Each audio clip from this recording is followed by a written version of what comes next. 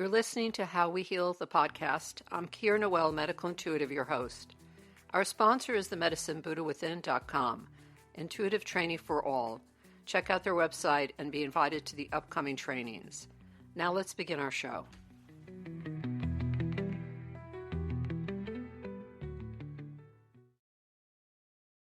Hi, today you're here with How We Heal, the podcast. My name is Keir Noel, and I'm welcoming Robin Gorman Newman. She's a Tony Award-winning producer, a founder, a writer of two wonderful books, How to Marry a Mensch, and let her tell you about the other book, and particularly things that are brewing around that book. She's an advocate for cultural awakening and views, and people are going to all these productions worldwide, and they bring a feeling of connection to the whole universe. I mean, Broadway shows and literature are two of my favorite things. I was lucky enough to get you to come on the podcast today, and I told you what the name of the show is. And we were discussing before we started how, the words "how we heal" can often indicate some kind of physical problem or emotional problem in our lives. And I found for myself and the people I invite to the show that it's really about how do you become who you are in the world and what motivated you, and maybe hearing your story can really help someone else who's trying to sort of be who they are. So thank you so much, Robin. Welcome. You're welcome, and thank you for having me. Yeah, so I know we've known each other on and off for a few years. I've seen some of your productions. I know you're a Tony Award-winning producer, and you're involved in a lot of different parts of theater. So tell us what. Sure. I grew up loving theater. I was raised listening to cast albums of Fiddler on the Roof and Man of La Mancha.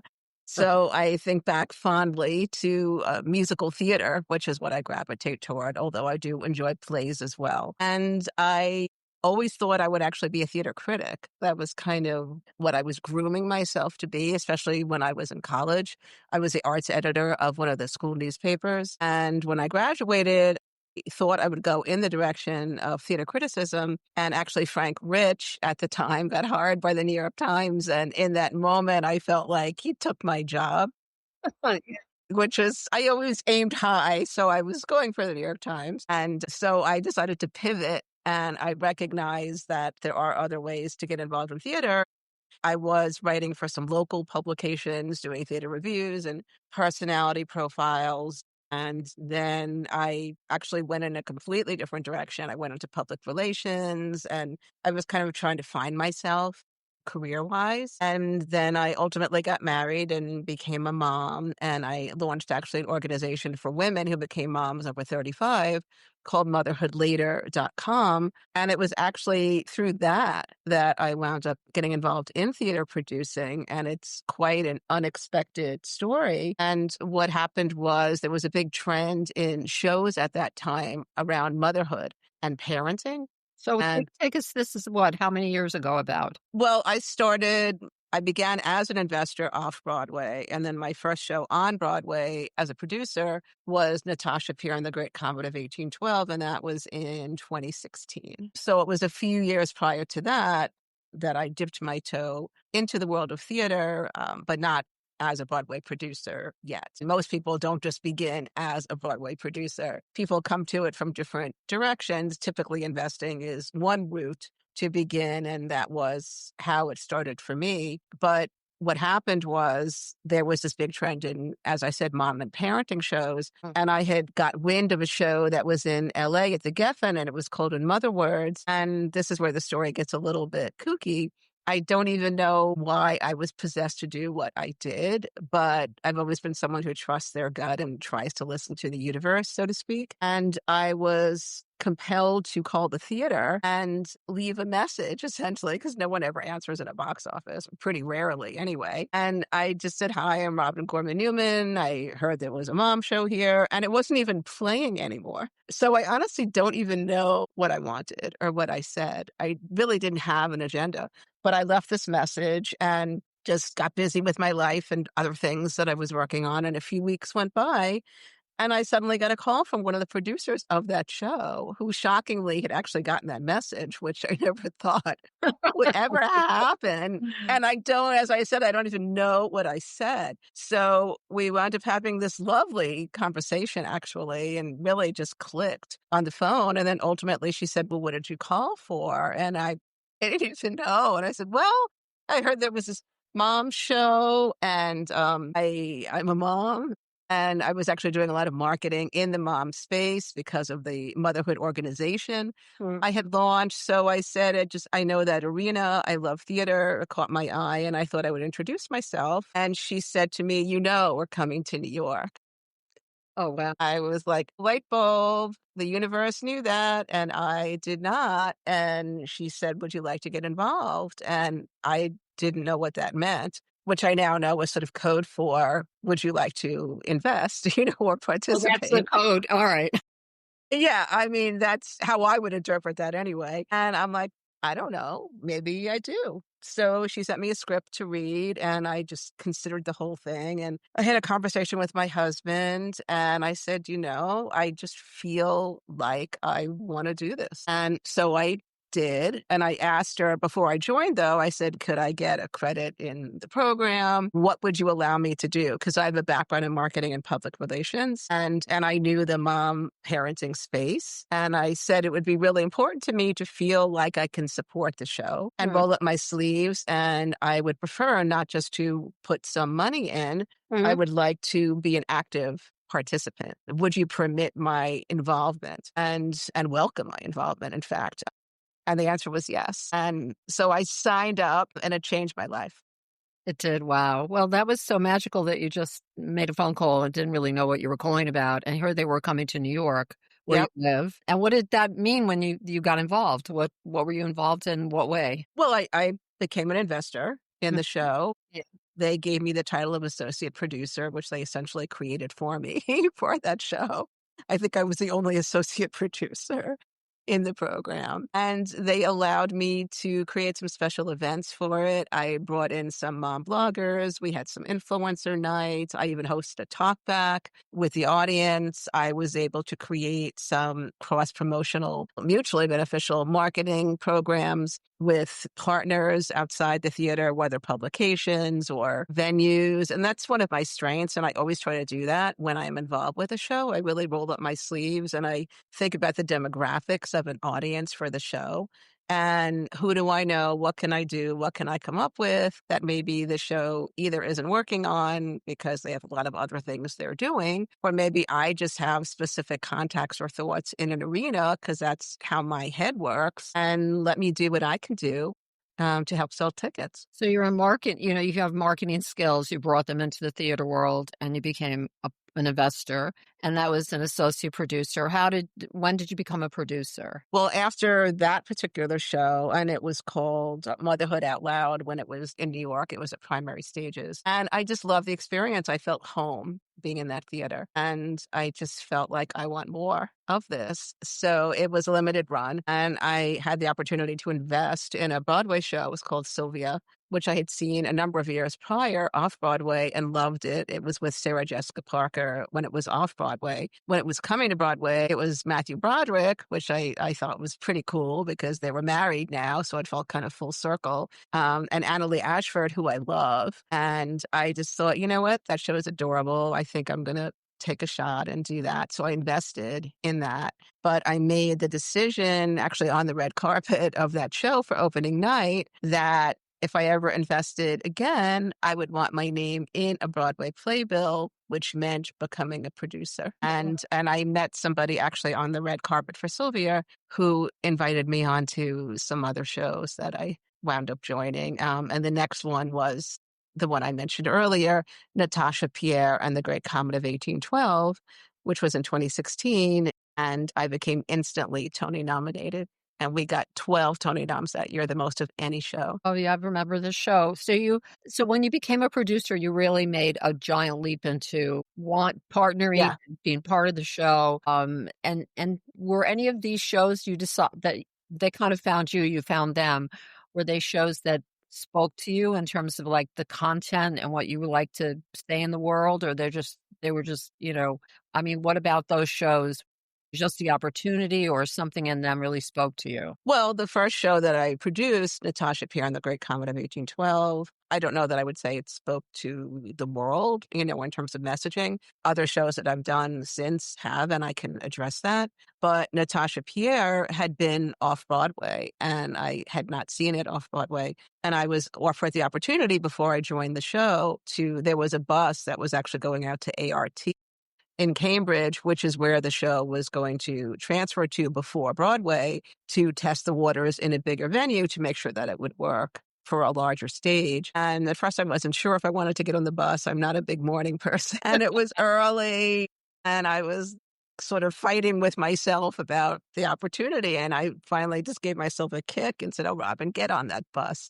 So I set my alarm and got there early and got on the bus, and it was wild. They were passing vodka up the aisles at like 8 o'clock in the morning to get in Right. the, yeah, because the show was set in Russia and there was a lot of drunken brawls in it. So they were setting the tone on this bus. I'm like, okay, this is going to be a wild trip. And it's a long bus ride to Cambridge. So It we is. got out there and everybody was in a party mood before the show even started. And then I saw the show and my jaw dropped and I just walked out. I'm like, what was that? I just saw it was unlike anything I had ever seen. And I was like, holy moly, I think this could be a thing, but it's definitely, I don't think will be a thing for everybody because it's so unique and it's definitely not, the Music Man or My Fair Lady.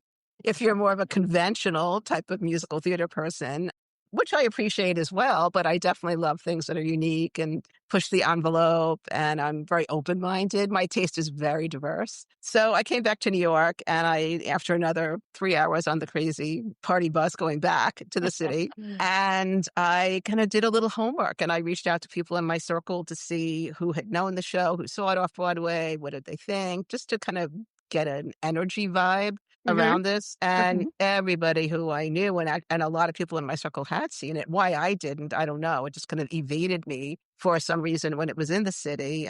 It might have been because it was in a tent for a while. It was in this venue called Casino. And I remember passing the tent, and I don't think I had any idea what that tent was or what Where was was going this on. tent? I don't know about this It tent. was in the theater district. Okay. And I don't know, for some reason, it just wasn't clear to me what was going on in that tent. So I didn't see it. But once I got all the feedback from people in my circle, in addition to just buzz I had heard about it and reviews that I looked at from when it was off Broadway, and I just felt like, I don't know, I think this could be huge. And I made the decision to do it. And it was a very big commitment. I had not raised money before. I did not have a golden Rolodex. I did not tap into friends and family and that whole arena. But what I did was just tell anybody and everybody who I knew. Nobody was safe in my path. I always joke. And What a mission. yeah, it wasn't easy and it was stressful. And it was a very quick raise because it was transferring to Broadway quite fast after ART. But I was fortunate. I was able to do it. And it's been a wild ride ever since then. Wow, because I mean, tell me the names of some of the shows you've produced. I mean, there's so many. Well, the next one after that, because the pandemic hit, a couple of years later after that, and I wasn't actively looking for a show. I just kind of always keep my ear to the ground and I'm always listening and watching. And I wound up going to see Parade at City Center with my husband, and I was not familiar with it. Ben Platt was starring, and so I essentially bought the ticket because it was Ben Platt. And I was just super excited to see him again. I'd been a big fan of Dear Evan Hansen, which actually was my year of Great Comet, and we lost the Tony to Dear Evan Hansen for Best New Musical. So I was a huge fan, and we went to see Parade, and I was beside myself. And I walked out, and I said to my husband, I can't talk right now. I needed to process, Mhm. what I had just seen. And then when I came up for air, it took me about 10 minutes. I said, that's my next show. Wow. I will do anything it takes. I said, I imagine it will transfer to Broadway. They had not announced a transfer at that time. I Mhm. said, I can't really imagine why this would not transfer. It was one of the most gorgeous things I had ever seen, ever heard. The score is one of the best. It was so moving, tragically beautiful. Mhm. so much heart, really strong women's empowerment story, the way that I see it. It's the wife in the story struggles to find her voice, and she ultimately does to try to save her husband. And I just reached out to people, anyone I could find, who was connected with the show, and just said, I need to be on this. And if and when you're going to transfer, please, let me have that opportunity. And I was fortunate. I got it. And it won the Tony for Best Revival. Amazing. So you have Yeah. incredible instincts, I would say, or good intuition about shows. And what you talked about the emotional connection you made with that show and how Yeah. Yeah. moving it was. So in your life story, you have a lot about women, women's empowerment. Is there anything personal that's related to that you want to share that about, how important it is for women to help women or anything of that nature or not really? I think that's who I am. I think that, not that I wouldn't help men too. Right, I right. think I'm just a connector. I think I'm good at putting people together who I think should know each other, even if there isn't a particular agenda. And obviously, from my initial phone call, how I started in this field, I don't get hung up on always having an agenda. Reason to do something. I go with my instinct. And if my instinct says these people should know each other, then I'll make that introduction. So I kind of just follow that. And yes, I think women do deserve support. And, in theater, it's tough. There are women in the room, but it's not necessarily the completely equal, in that sense. And I don't only gravitate toward women-centric things, and I don't think the parade was women-centric, but there was a strong female character in it, and actually, my current show on Broadway that just won 5 Tony Awards is Buena Vista Social Club, and Buena Vista is interesting. It was off Broadway, it got wonderful reviews and won awards, and it is at the heart of that, similar to Parade, is a woman who makes tough choices in life. And I always, for Buena Vista, for me, it really speaks to me because I think the door A versus door B thing has always been fascinating. Mhm. And Right. we make choices and life goes in a certain direction as a result of that. And Buena Vista definitely brings that to light on top of just being a gorgeous true story of this iconic Cuban music group that came to America and winds up finding fame, all of them over age 60, which I think is also a Yeah, beautiful that thing was because excellent part of the story. because it's never too late to follow your heart and to achieve success or do meaningful things, which I love. And I think it's a really important time now as well. And that's one of the commonalities I see between Parade and Buena Vista Social Club is that they're speaking to audiences who need to hear these stories now, Mhm. whether it's to further an important conversation or to provide escapism and joy at a Mhm. time that's difficult for many. Yeah, theater is a fantastic venue for that. It sounds like you find a lot of joy in this work, a lot of joy. Yeah. And if something brings joy, it's joyful for other people too. So it's kind of like, is there anything in your life that's hard work that's not joyful? Well, this is not all joyful. I'm not gonna sugarcoat it. What does it take to produce a Broadway show? It's It's stressful. It's yeah, the raising money. mountain. Well, we all have to raise money. Anyone who's on a show, as a producer, whether you're the lead producer or part of the team, that's, without investors, there simply would not be theater. So that's one thing that I always want to make clear, to my people. And it's a big leap for anybody because producing on Broadway is expensive and it is risky. Certainly, there are some big successes. Yeah. Not everything falls into that category. But I feel like if you love the arts and if theater is important to you, I think starting as an investor and then if you do decide to produce or not, even if you're an investor, I value my investors so much. And I'm either friends with them or become friends with them, because when you're on the team, it feels like your show. That said, for me as on the producing team, it is stressful because not just raising money, but you want the show to succeed. So, I'm always watching the financials every week. I'm always really conscious of how are ticket sales? What else can I do? Can I bring in more groups? Are there any other promotional ideas that I have? How can I continue to support the show? And it's, it is can get nerve wracking if you're in a season, especially where there's a lot of other shows. Like last season was a very busy season with new works, and some of the shows didn't make it. Right. And not because they weren't good. I think last season there was a lot of great works, but when you have so many, especially opening at one time, they're essentially competing with each other. And while we want to have new works, and certainly since the pandemic, it's a beautiful thing that theater has opened and is flourishing the way it hasn't for a long time. But it's not without concern for those of us who are on shows, and we want to, especially with Buena Vista, for example. I mean, we are doing quite well, and I want to maintain that Right. for the Keep show. it going. Yeah, Have an amazing long run and then live on forever, right, which is right. probably, that sounds, Buena Vista could probably be a show that just goes regional at some point, can go around the country and, have an entirely, generations of a life. Yeah. Well, So we are going to tour in a year. you are great. Yeah, Great. So, and they're exploring other markets as well.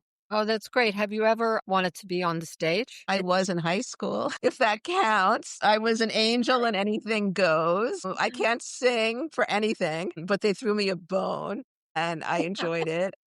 I did do props for another show, so I enjoyed that as well. And when I was in college, I was actually a French minor. I went to Hofstra, and one of the classes that I took was actually a French drama class. So I got to act in French, and I liked it. So no, I did not aspire to be an actress, but I just enjoy being around theater people. And that's one of the things that I love about being a producer and making the decision to do this is put me into a community that, for the most part, is so supportive. I've made some really wonderful friendships. We really root for each other. We want each other's shows to succeed. It takes a village to produce on Broadway. And I really love being in the room with other people who share that enthusiasm and who work hard and understand that it's not all glam. And even when I'm sitting at the Tonys, and I was nominated for 2 shows this past season for Dead Outlaw and Buena Vista Social Club, both in the new musical category. And I don't enjoy being at the Tonys when I'm nominated. Really? I was going to think otherwise.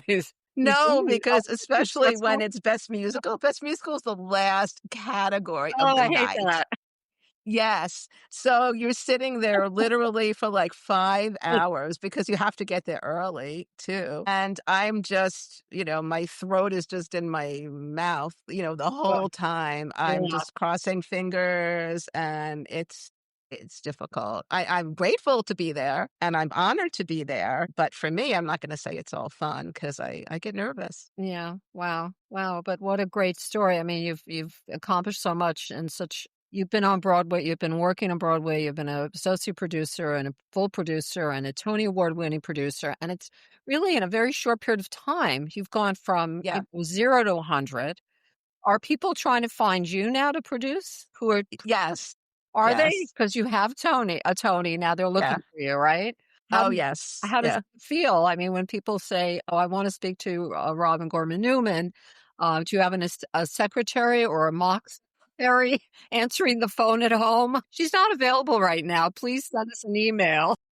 Well, it's mostly email. People don't usually call. Yeah. How does it feel? Flattering, but also overwhelming. It Mhm. depends on the situation. I mean, I love to hear about new works. I love the idea of discovering new talent, whether it's a writer, or I love seeing people on the stage for the first time, people making their Broadway debuts. Gets me so excited. And I love being parts of shows where that is the case, Yeah. because I know that everyone in that room is just so grateful to be there. It's such a great feeling. But when I get pitched a lot by cold pitches by writers, especially, who I don't know, it can get overwhelming. And I try, or not even just writers, but also I hear from people whose daughters want to get into the industry. Do I know anyone hiring? Do I have tips for them? Of And I course. try so hard to be gracious and supportive, and it's really who I am, but I kind of feel a little put upon at times. Yeah, because yeah, you're the it girl. So did anyone around you have any objections to this journey you're on? Anybody wanna say, "Why are we gonna do that? Why are we investing in a Broadway show? That's risky," or, anybody really say, "No, Robin, you shouldn't do this." Anybody get in your way, kind of bring it down at all? No? No, I Oh, mean, my husband he's really supportive. He that's wants me to great. be happy at the end of the day. He doesn't like seeing me get stressed out. Mhm. And, there have been many times when I did, over various reasons. If a show isn't doing as well as you want it to, and if you just get a sense it might be closing sooner than you wish, and I've been in those situations, I take closings very hard, and I don't like being the bearer of that news to investors. But, I've been in that seat. And so my husband, feels bad when I feel bad. Oh, he's a But he would never tell me not to do it, because at the end of the day, and the reason I keep doing it, as challenging as it can be at times, is because theater is my heart. And I've always felt like theater has the power to change lives and to share messaging in ways that nothing else does, and to inspire important conversations. And I don't think every piece of theater is that. I'm all for just things that are just pure entertainment and escapist. The world needs that as well. I think for me, as long as I'm jazzed about something, then I'll give it consideration. And then at the end of the day, I kind of just have to trust my gut, because nobody has a crystal ball. That's right. That's a high risk business, but an art, it's an art, and Mhm. it's you're surrounded by artists because you're in it. So I think that is this enormous giant community of love. I can, only compare it to my own little time I spent in the Woodstock Art School, and everyone is thrilled to be there and make art and Mhm. support Mhm. each other. We don't have to produce a play, but we produce Right. shows. And those shows can be very stressful, but it's so rewarding to be around people who love what they're doing. I know from what you shared, you love what you're doing. You just do. And you said it. Yes. It's my heart. So tell me about your writing, because as a writer, I would I would think you might want to write a play because you're producing plays. I mean, you've written 2 books. Talk to me about, like, how did the name of those books come up for you? I mean, they're so kind of fun. They're fun and funny. They're fun and funny, but they do pack a punch. They're kind of tough love at the end of the day. It was just a thought I had. The first was How to Meet a Mensch in New York. And I was actually single when I had the idea, but then I was married when I wrote it. I was a newlywed, which is not something I recommend. Writing a book during your first year of marriage, especially a book about dating, was kind of interesting timing, and it was very demanding. And I was working full time in public relations at that moment. So I was burning the midnight oil for sure. But the reason that book came about is because when I was single, I felt like I was the point person in my circle. I was always very resourceful and coming up with ideas for my other single friends. Why don't we go here? Why don't we go there? There are all these cool things that we could do. And one day it just occurred to me, like, wouldn't it be so helpful if there was a resource, if there was some kind of compilation that people could refer to get their own ideas about where to go and what to do, as opposed to having to try to figure all this out. And so the first book, How to Meet a Mensch in New York, was kind of a Zagat's type of guide. And it was broken up by categories of all different things: online dating, volunteer opportunities, singles trips, just meeting and mingling, all different aspects of potential socializing. And I love the word mensch because, Right. and not, and, and the origins are Yiddish, but Yeah. it's so beyond that. I mean, mensch is a decent, responsible person. And for me, I just felt like I felt like it was a fun word, definitely, to use. I had not seen it used before in a book. And I just felt like it was really true, because you want someone who's going to treat you well. You want someone who's going to have your back. And it doesn't get better than a mensch. And so I was fortunate. I secured an agent and I was published. That's not self-published. I was published. And I that just sort of changed everything too for me. I wound up on the Today Show and CNN. I mean, crazy. The press on that book was off the charts worldwide, and it was a big thing in London. And the Brits love the word mensch. And I think it really, a lot of it is because of that word. If Yeah, you that's know great. it, you love it. And because nothing takes the place of it. And if you don't know that word, and there were some people at that time who did not know that word, but there was an intrigue around it. And I felt like I was often explaining what it is, but that people wanted to know. And it was fascinating to me because I never in a million years did I think I was going to wind up on CNN because I wrote a book called How to Meet a Mensch in New York. That's funny. It's on one of the beginning of your pinch yourself, you're here, you made it experiences. It was crazy, crazy. And then I started doing speaking gigs, and one of my friends said to me, you really should offer personal advice." And I'm like, "Well, what does that mean? Like, I'm not a therapist, not a social worker, I'm not a matchmaker, I'm not any of Like a that." Dear And Abby kind of thing, pretty much, or well, Dear no, I mean, not in writing, just one-on-one. well, And at first I thought they were nuts, but then I thought, well, I could see the merit in that because I do think I have things to share. I think I'm pretty perceptive. A lot of what I do is very instinctual, and I'm pretty good at sizing people up kind of quickly, especially when I'm working with them. And so what happened was I was doing a lot of press at the time, and one of the interviews I was doing a lot of was Joan Hamburg on WOR radio, who was quite popular back then. And she was a big fan of the book and a really big supporter of all my work at that time. And I just decided one of my interviews with her, let me just put it out there and see what happens. And so I just decided to announce on her show, I'm available for one-on-one consults with singles if they would like personal advice. And I figured if the phone rang, I would figure it out because I had no idea what that would look like. Kind of similar to when I made that call to the California Theater. I don't know why I'm calling, but I am. And the phone rang. And I thought, be careful what you wish for. Now I have to deliver. And it's what hard. is that? And then I had to figure out, okay, well, what can I call myself? And what am I actually doing Yeah, let here? me hear this. What did you call yourself? Well, yeah, it took a while to figure that one out. So I first called myself a personal trainer for your love life. And I thought, well, that's true, but it's it's kind of long. It's a little bit of a mouthful. And then I thought, well, I'm a social strategist, which is what I am. I said, well, that's good, but it sounds a little clinical or something. And then I thought of love coach. And I actually think I coined that term and I can't prove it, but I have the website lovecoach.com, which I've had for many So years. people can still find you there? We can Oh be yeah, I have still them do this. consult?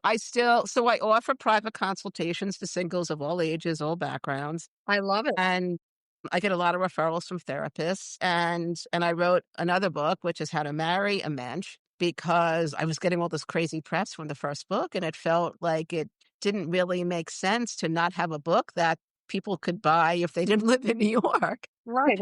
that could help them. Yeah. Because the first book was tri-state, and if you lived in London, what was that going to do for you?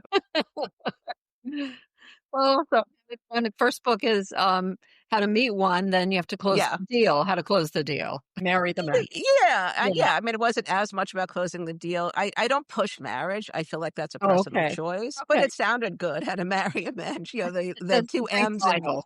yeah, the alliteration in there. So I was really going for that. But it really, that book really is about and recognizing that it's an inside job first, that I use mensch as an adjective. I mean, as a verb rather. You Mhm. have to mensch yourself. And what are you putting out in the world? And what you're Mhm. putting out is what you attract, whether it's on a dating level or at any level, anything that you want to do. And so I started offering consultations, which I still do. It's also immensely gratifying. And I help people sort of hone in on what their efforts have been, what's working, what isn't working, why, really trying to get at the why. What are you looking for? Like, what's been holding you back? How can we shift the energy? How can we reframe mindsets and approaches and, things that haven't been working for you and to get someone to really own that because people tend to do what's familiar They get because they're behind. comfortable. Mhm. Yeah, but just because it's familiar doesn't mean it's good. And if it hasn't been working for the last 10 years, honey, it's not working. That's for sure. And, how can we shift that for you? So, that's where I come in. And I love this work. I've had success with clients who've gone on to meet their significant other, which feels really good. And in the process of all that, a number of years ago, I was actually approached by a Broadway producer with the idea of, out of nowhere, he said to me, Mensch the musical. There should be a Mensch the musical. I And I thought he could was see it. nuts. It is a little wacky, but I could see a stage version of this where it's, Well, that's not these the two working powerful title. men, Yeah. and people come in from all walks of life, and you help them discover the mensch in them. Yeah. Well, I'm actually working on it with a partner, and we do hope to bring this to the stage, but will it be an homage to the book? It's not going to be the book Mm. on stage, but what's really important for us is the messaging around why are we even talking about mensches? Why does this matter? And because it does. The world needs all the mensches it can get. And we Yeah. always joke and say, but it's not really a joke. If we can inspire a mensch movement, then our work will be done. That's okay, so that's the healing part of your story, to heal, meaning you bringing something out there, you might bring something out there that helps people heal themselves. Mhm. And then they meet someone else who's healed. And guess what? You can meet people who are healed if you're healed. You can find people who mirror who you are. And if you're Yeah. a healthy mirror and you have wonderful values and live a certain way, people are attracted to that. And it's pretty Yeah. simple. The complication is whatever we brought with us, all those things. So you have this ongoing project. Any time frame on it or not really? Well, at the moment, we're waiting for a first draft of the script, and then we'll go from there. But, hoping to move it steadily forward. And That's very exciting. Yeah, yeah, very exciting. that's very And exciting. I'm on another new show that's coming that is Broadway bound, and it's Purple Rain, inspired by the iconic film starring Prince. Wow, that'll be amazing. I'm going to see it. Are you part of organizations that are in the theater world that promote, new people, new events, new ideas, new productions, or is that just come together in the community? People meet, reach out, find each other. Is there an organization that people can look into maybe that if they're interested in being an associate producer or producer, is there a way to make that kind of connection? Like, Well, I'm not on the board of the Museum of Broadway, but I am on the producing team for that. So certainly if somebody loves theater, they should definitely make a point of going to the Museum of Broadway. It's amazing. And it's not just historical or, artifacts or photo ops or that sort of thing. The lower level is actually fascinating. It's the making of a show. And there's all different stations on the lower level. So if somebody does have a desire to get involved in the industry, it's a great way to get a sense of what it feels like to be in that room and to learn from working professionals who have recorded their messaging. And there's different, like at each station, there's a monitor and you can hear people working in the field talking about what their work involves. So that's an amazing place to visit. I am vice president of the board of New York Theater Barn. New York Theater Barn is a nonprofit organization that lifts up musicals with an eye toward diversity in very early development. So we give a platform to creatives who want to put new work into the world, with a hope for them that it'll have future production. And I love that. And that feels good because it takes a village to right. kickstart a show. And Yeah. I always say nothing starts on Broadway, and it's so vital to have incubators like New York Theater Barn where people can come. And the events that we do, we have a new work series a few times a year. People should go on the website for New York Theater Barn and sign up and check it out. We have a gala coming up in October to help support our efforts. And it's a really cool way to get in that room. And to your point, you asked about how people can get involved and possibly pursue a career. And how does that happen? By putting yourself in that room, Right. by supporting organizations like New York Theater Barn and going to fundraisers or getting involved or volunteering and meeting people. Right. It's about Networking. cultivating, yes, and cultivating relationships. And if you want to work in the field, you should be supporting the field. And buying tickets to shows, getting involved with nonprofits, supporting the incubators. They're vital for theater. And just involving yourself. There's no magic button to dipping into this field. You have to just want to do it. And it takes a lot of time and effort, and you have to pay your dues, so to speak. But, the industry is always looking for new blood. I'm always open to investors if somebody would like to Okay. talk to me, and the best time to talk to me is when I'm not raising money for a show, because when I am, it's usually pretty fast and furious. And I don't produce a ton of shows each season because I'm really selective. But if someone enjoys theater, it's so exciting to be part of it, whether you produce or invest, because you get to be in that room, you get to come to opening night, you feel like the show is yours and it is your show. Mm. And it's a whole different feeling of attachment and devotion. If you're a theater fan, I mean, for me, nothing compares. And all my investors I always promise you're going to have a great time. I don't know at the end of the day, if we'll make money. And I hope that we will. But whether you do or not, what I can promise is you will never forget the experience. It'll And be a all of my ride. Yeah. investors, yeah. And all of my investors, whether we've had success or not, they're like, Robin, you were right. I had a blast. Oh, I'm sure. I mean, it's such an emotional event because Yeah. you're building this beautiful, experience, and people are your heart and soul is in it, and the actors are in it, and the music is, beautifully in it. No matter what the story, no matter what whether it's a sad story or a happy story, it's productions are productions. They're genuine investments of emotion and time and love. They're just Yeah. that it's a whole package. It's giving birth, basically, or giving birth. So I see behind you there's a poster of How to Marry a Mensch, Yeah. and the new book and the second book. No, that's the second book, and now the Yeah. subsequent first draft. Hopefully, it goes to Broadway or off Broadway, and we get to see it. So, Robin, if you were to, look at this story that you've just told us about your life, and this, kind of magic of just being in theater and being a part of it and being there for the highs and the lows, and it sounds so vibrant. It sounds so compelling. I'm joining you in this. Like, I feel like it's a wave of hope that this theater world gives us, just a huge wave of Mm. hope, because we have genuine human relations and interconnection, and the commitment, the huge commitment people make to make a show. I feel when I hear about theater and I go to theater, I feel like there's hope. I always feel hope. There's tears, there's laughter, and then I leave every show I've ever left. I'm like, the human condition is complicated, but amazing. It's so amazing.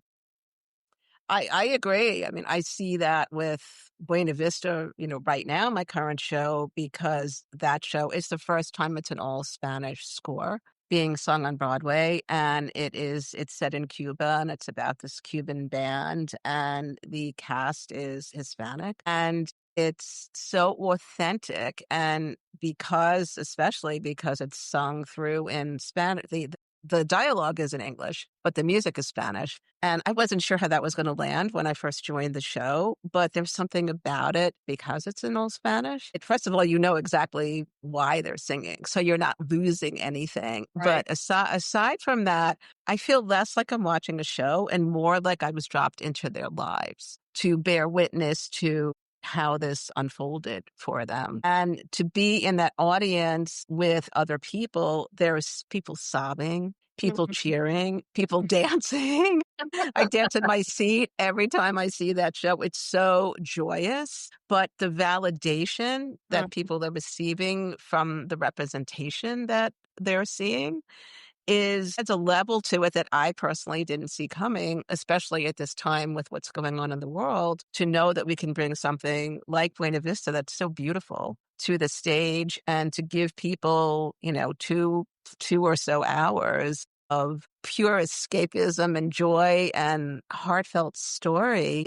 We all need that in our lives. And I think we saw during the pandemic, when theater closed, what the loss of that meant Yeah. to people, and not just people working in the industry, but everybody, not to have theater as an outlet. Oh, yeah, I think, yeah, it we need to remind ourselves and each other that we have beauty Yeah, in all of our emotional states, and when we don't have visual tools for that, like a movie house, theater, outdoor theater. I don't know if there was anything outdoors in theater when during the pandemic. Do you? think there was a bit, but not Yeah. like not on a big scale Yeah, I don't know what you're thinking. because people couldn't get into studios to rehearse. Right, they Y couldn't be near each you other know? even to Yeah, create yeah. emotion between the parties and the story. There was a lot of, Oh, yeah, there Zoom. was Zoom, yep, there was Yeah, Zoom, yep, a lot of Zoom theater. So, yeah, you were part of that, I remember you sent me something about it, and I looked at it. yes.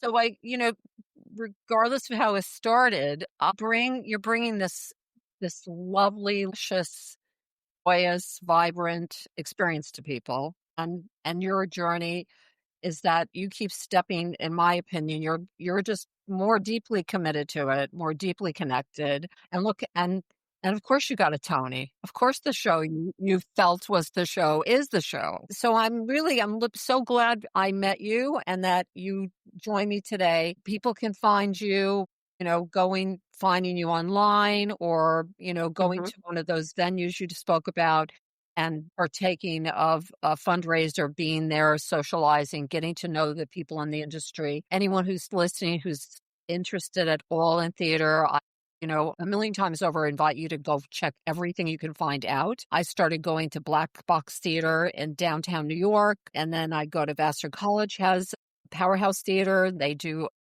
run through plays that aren't yet completed. And you can go to see theater for very little cost in post and pre-production, before mhm. production, and really enjoy the experience. I mean, there's so much out there. I just saw Call Me Izzy with Gene Oh, yeah. Stewart.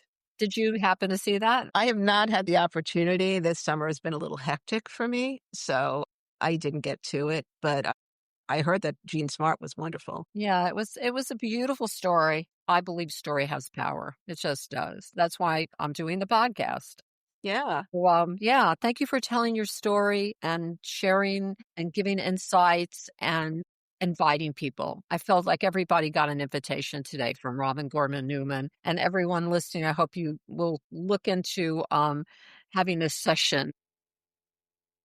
Buy a show ticket if you're single, go Go on to a my website and drop me a note. If you became a mom over 35, I invite you to join the organization. We do a monthly Zoom, and that's for moms and dads. And if you want to explore theater participation, you know where to find me. Yeah, that's great, Robin. Thank you so much. And I look forward to seeing another show you're doing. Well, Okay. thank you for your support. Thank you for having me today. And I love that you love theater and keep on going. I will. Thanks, Robin. Bye.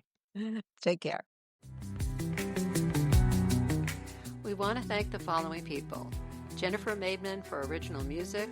Listen to her on iTunes and Spotify. Drew English of Upstate Podcast Studio for sound and recording engineering. And all our executive producers. See you next time.